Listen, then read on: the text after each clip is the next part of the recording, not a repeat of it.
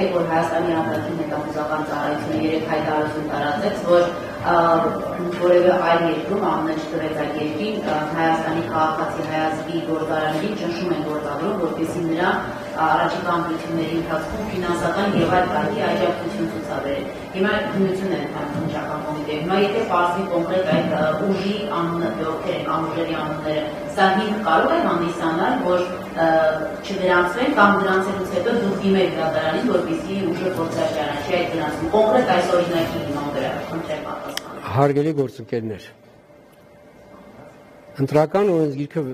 կարգավորում է թեկնածուների հետ կապված հարաբերությունները։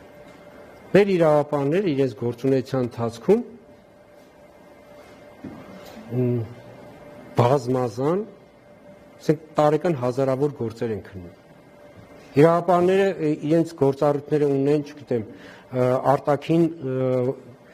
մարտահրավերները կանխելու եւ այլ։ Ընտրական օրենսգիրքը կարգավորում է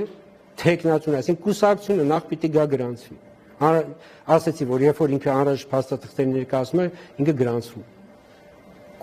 Արդեն գրանցված կուսակցությունը կամ դաշինքը պիտի ընտրական օրենսգրքի կարգավորումները, ասենք, պարբերաբար եւ տոտալ ոտնահարի։ Եվ ու այս դեպքում, ասենք, ձեր նկարագրած երևույթը եւ այնինչ նախատեսում է ընտրական օրենսգիրքը փոխկապակցված չեն։ Ձեր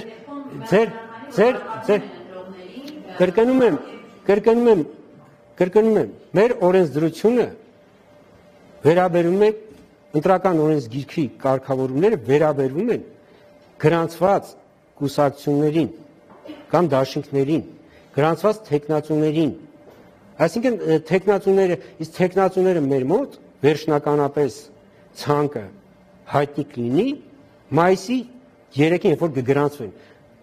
Ապրիլի 23-ին առաջադրումներն ավարտվելու,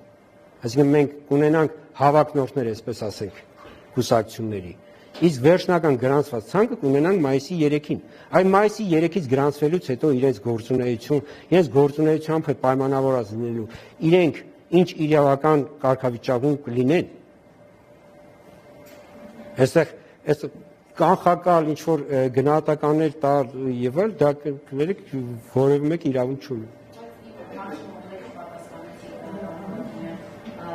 Կոնկրետ այս դեպքով, եթե պարզվում է, որ այլ երկրում Հայաստանի քաղաքացիներին հարկադրում են, որպեսզի նրանք ֆինանսական կամ այլ հարկադրանքի տեսակներով պայմանավորված գալ Հայաստան եւ քվեարկել կոնկրետ։ Տիկին Ստեփանյան, ես կրկնում եմ։ Այս դեպքում իրավապահների գործառույթն է մեր քաղաքացիներին